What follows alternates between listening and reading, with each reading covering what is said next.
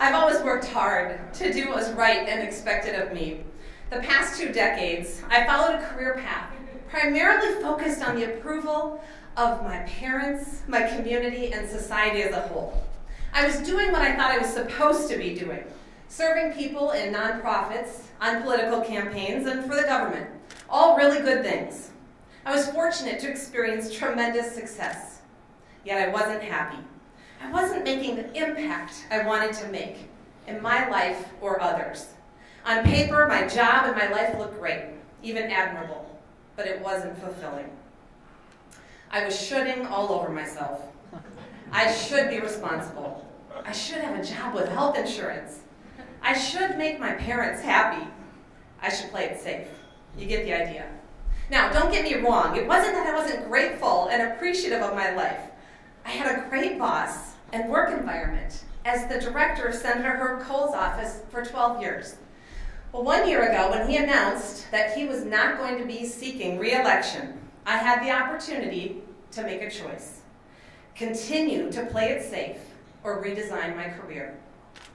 I chose to jump and create a new life aligned with my passions. My husband lovingly called it our family fiscal cliff because he stays home full time with our 2 young daughters. And so there's no safety net, no pension, no health insurance, unlike my previous jobs.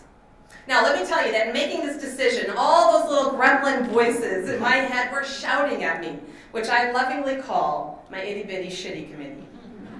You can't do this. You don't know anything about running a business. How are you going to afford health insurance?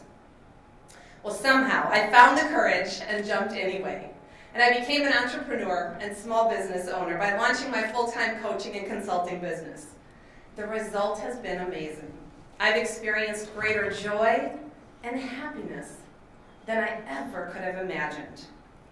What I found is that by living on purpose, my life has transformed. I'm affirmed every day that when I'm doing what I truly love, I'm more powerful and I'm much happier. And I love what I do. And now, the cool thing is, I have more freedom to be with my daughters. I meet them when they get off the bus in the afternoon and we go and play in the leaves. I have more freedom to choose those things that bring the greatest joy, to design my work aligned with my passion.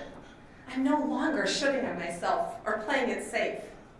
I have a bigger platform and a vision. And I'm going after this in every aspect of my life. In my personal life, I do triathlons, go hiking in the woods, enjoy adventure travel, and spend time in the outdoors with my family as much as possible. So you may wonder, what are you doing that's creating such happiness?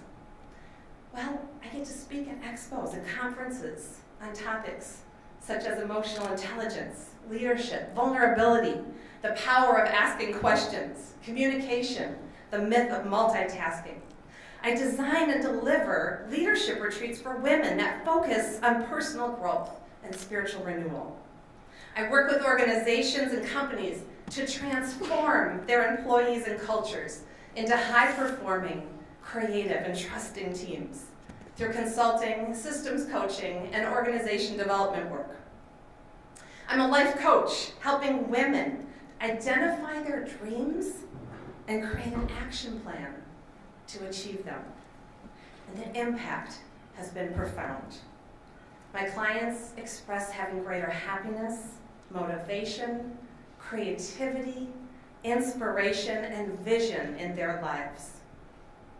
Women like Megan, who during our work together quit an unfulfilling job of 7 years, spent 2 months volunteering in Ghana, and came back to create her dream business, the Creative Vegetable Gardener. All things she didn't think were possible.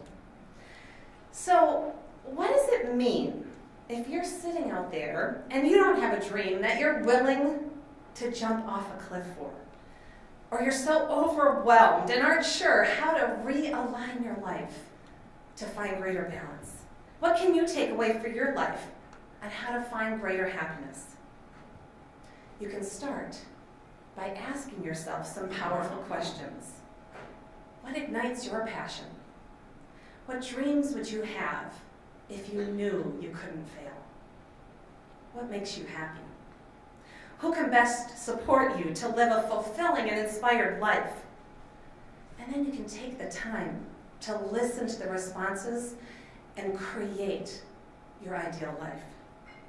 Find what matters most to you and then make space for it in your life. Have the courage to say no. Visualize your ideal future and embrace change. Create meaningful relationships and find a partner who supports and loves you for who you truly are. I try hard every day to walk the talk. How? Well, for starters, I hire and work with my own life coach to help me make conscious choices that bring greater happiness and freedom. People often ask me, why? You are a life coach. And I quickly reply, dentists need dentists. Above all, I'm trying to enjoy the journey, for I've realized that it's not about getting to a final destination. Rather, it's about the process of continuing to learn and grow, and sometimes fail fabulously along the way. This life isn't a dress rehearsal. So I'll keep working every day to follow my heart and live my passion. And as Mahatma Gandhi said, happiness is when what you think, what you say, and what you do are in harmony. Thank you.